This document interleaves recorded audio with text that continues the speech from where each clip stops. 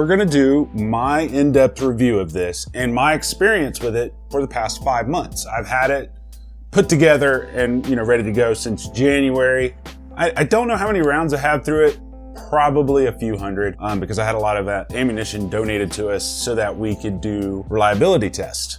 So, right off the bat, reliability-wise, not one malfunction at all throughout the entire time that I've actually built this, fired it, or whatever. 100% reliable. I have ran this without lubrication, with lubrication. It doesn't matter. And I think that's all due to this beautiful nickel boron bolt carrier group from Aero Precision. We're gonna dive up close, take a look at it.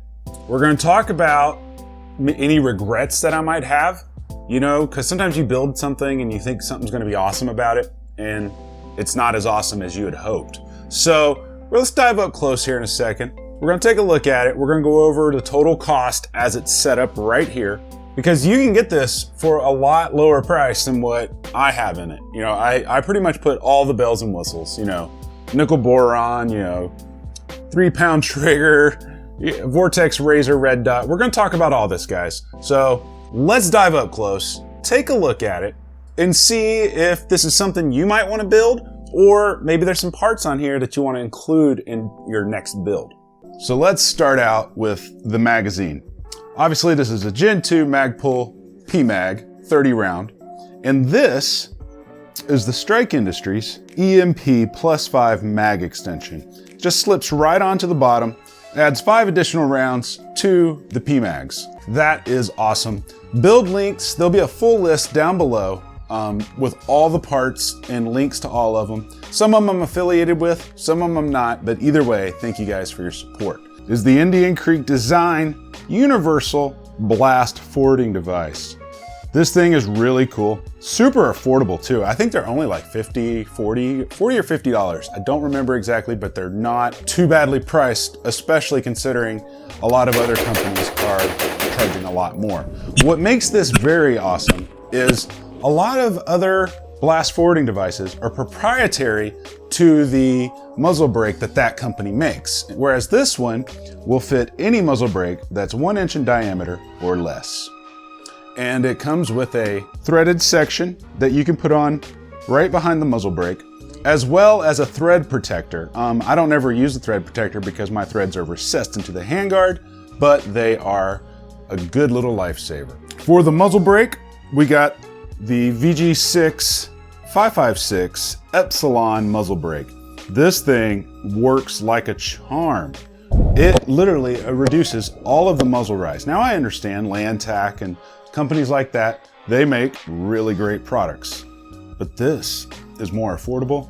And although I haven't had the opportunity to compare them yet, I can't speak from experience, but this thing works really well at eliminating muzzle rise. It shoots flat as crap, and I highly enjoy that. Moving on right here, we have the Aero Precision flip-up sights. These are made of metal. They're not plasticky or anything like that. They do work really well. The one thing I like about them is they're super rugged. I actually built my first AR-15. I put the Magpul M-Bus sights on it, and I literally had my rear sight fall apart. Now, I know a lot of people had great experiences with them, but personally, I didn't. So what's cool about them though, is you push a button, boom. Listen to that. I like it because you can push both buttons at the same time and they come up. And you can co-witness. Moving back, this one I chose to go with the key mod. You can get it with M-Lock as well. You can also get it in flat dark earth. For the hand stop, we got the Strike Industries Blue Line SI foregrip. Beautiful handguard. I love the way that it fits in the hand perfectly, so you don't got to worry like when under recoil that your hand might slip out and you accidentally shoot it. Love that. It also keeps your hand far enough from the brake so that you're not getting burned on the edge of your hand. That's very nice. The upper receiver. So Aero Precision makes 2 types of upper receivers. They have your standard, then they have the M4E1 and the M5E1. What that means is the barrel nut is actually integrated into this. So when you're driving these nuts into the upper receiver and not the barrel nut. What's also great about it is, you can probably see this in my other videos, but a lot of times when you're putting on a barrel nut, you have to tighten it down to a certain torque spec, okay? Then you got to make sure that you get the hole aligned perfectly so you can put the gas tube in. This eliminates that. And essentially all you do is crank it down to the correct torque specifications. And then because of this proprietary system, the gas line and the gas tube will slide in regardless of how it's timed. So you don't got to worry about that. And someone brought up the issue of, well, what if I want to use an aftermarket handguard? Yeah, not all aftermarket handguards are going to be compatible with this upper, but there are a few like Seekins Precision, Radical Firearms, and there's a few others as well that are compatible with this M4E1 upper. Moving on back, we got the Vortex Razor Red Dot. This is the 6 MOA version. They do make a 3 MOA and a 6 MOA. I haven't had the opportunity to test out the Vortex Venom yet, but this is basically like the top tier reflex, and then the next one above that, below this one, is the Vortex Venom, and the next one in line is the Vortex Viper. Now, which one would I go with? Well, I'm gonna be honest with you.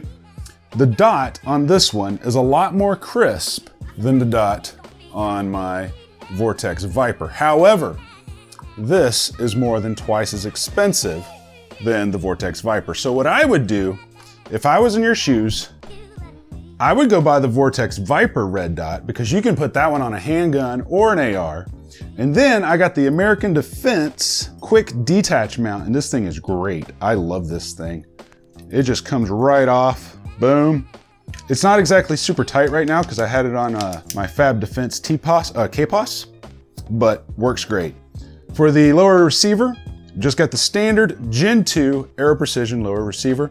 For the lower parts kit, we got the Aero Precision Enhanced lower parts kit. And the difference between the enhanced and the non-enhanced is it comes with a Magpul Mo grip with the storage right here. It also comes with a nicer looking trigger guard here. And what's great about this trigger guard is there's no roll pins.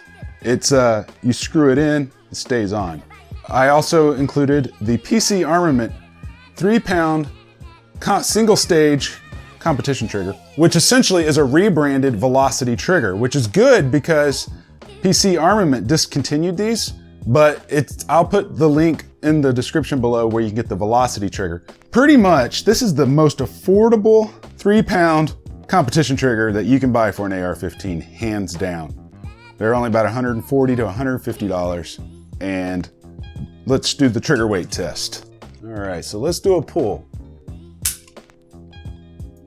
I pulled a little hard. There you go, just above 3 pounds. It usually pulls right on, but like I said, I kind of over pulled it. Moving on back, we have the Aero Precision Nickel Boron Bolt Carrier Group.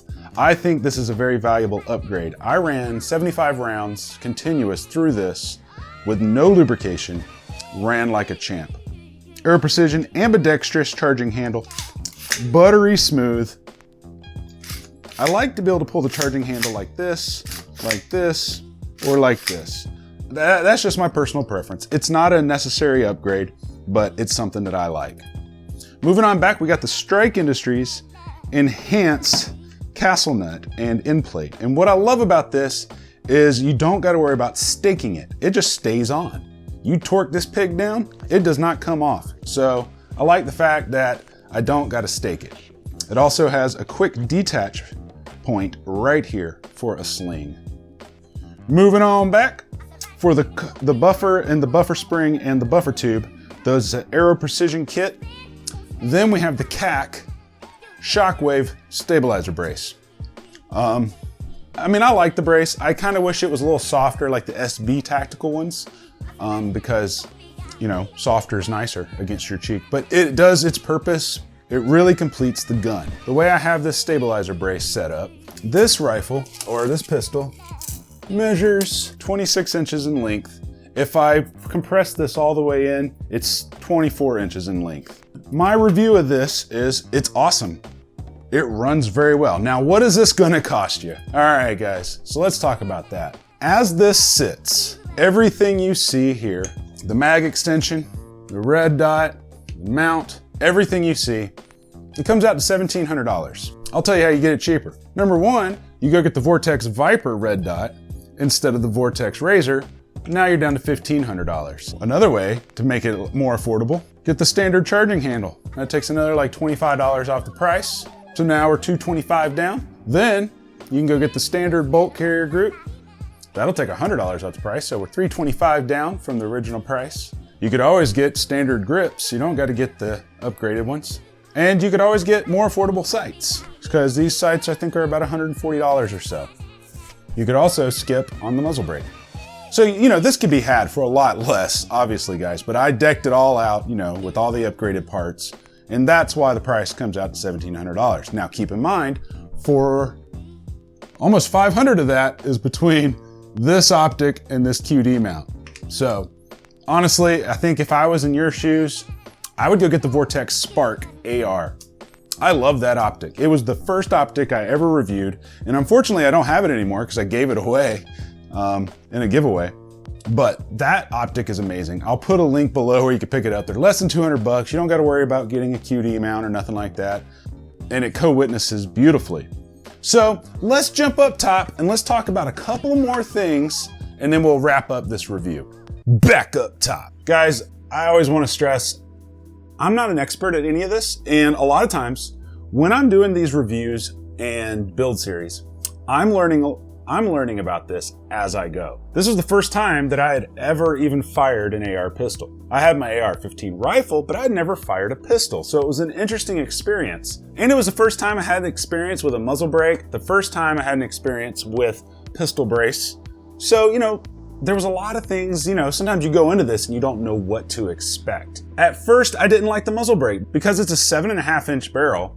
The gases do come back and hit you in the face. And then I put the Indian Creek Design blast forwarding device on it, and that took care of it. Now, if I had to do this all over again, would I get the muzzle brake? I would get it because it eliminates so much recoil that it's not even funny. And you do get used to the gases hitting you in the face. So yeah, I would definitely get this muzzle brake again, and the Indian Creek Design, because this thing is epic for the indoor ranges. Because it just sucks when you're shooting next to someone who's got side concussive forces hitting you in your lane at the indoor ranges. You know, outside it's not a huge deal because you can kind of get out of the way. But when you're in like the lanes at the indoor range, these are a lifesaver.